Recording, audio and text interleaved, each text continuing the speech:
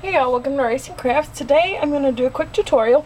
This is different than I've ever done before, but it's a really cool tip and I think it's worth sharing. So I'm going to. What I have in front of you is a typical,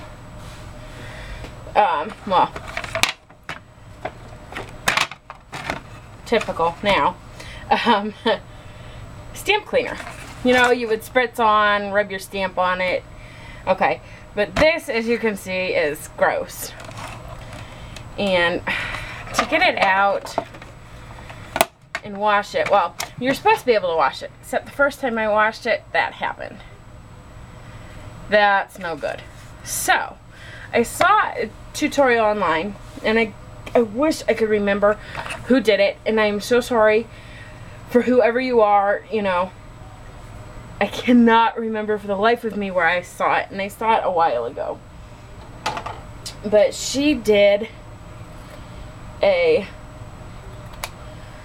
DIY washable stamp cleaner, and it's so easy. I mean, I can sew a straight line on a paper.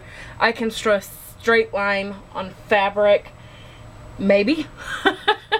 I don't do straight very well, as you all know. So it was, I knew I wanted to try it. I wanted to try and get into sewing more. So this was an easy one that I thought I could accomplish. As a matter of fact, I pretty much accomplished it by myself, so that's even bigger. So what you do is you take a piece of this foam core board,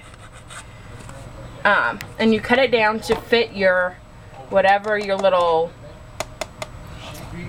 case is. But I found that you actually need to cut it a little bit smaller, like a 1/4 of an inch on each side, or on two sides, you know, how you would mat something, to make room for the towel. Okay, and what you do then, and I did 2 of them because I want to be able to wash and dry my stamps. Plus, you know, extras is always good.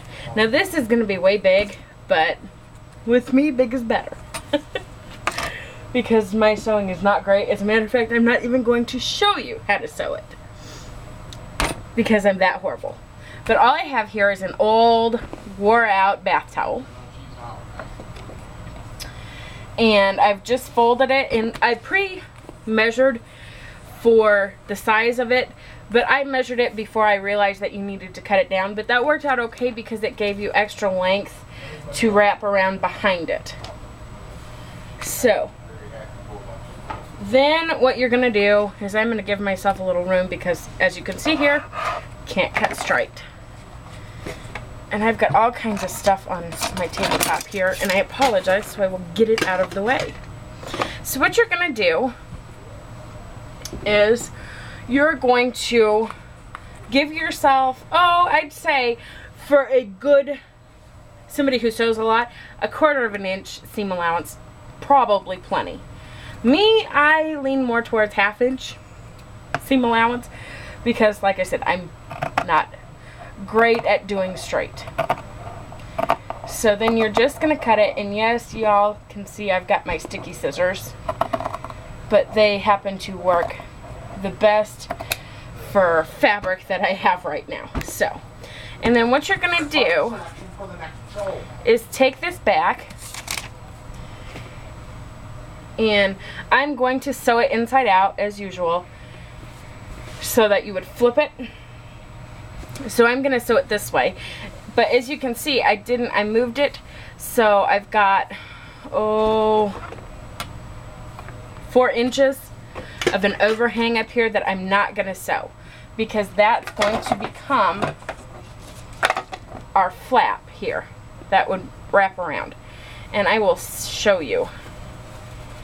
Like I said, not a great sewer, so y'all forgive me for this. Okay, this is essentially what we have now, except for, as you can see, mine's a little bit big. So I will go ahead and trim a little bit off. here. I'm not gonna cut a whole lot down, but I will cut some of it down. Okay, there we go. And then you're just gonna straight stitch on both sides up to where you've left the overhang. And then there you can see the back. I had to rip it apart a couple times. See if I missed a string to cut off. But as you can see, I'm really not a great sewer.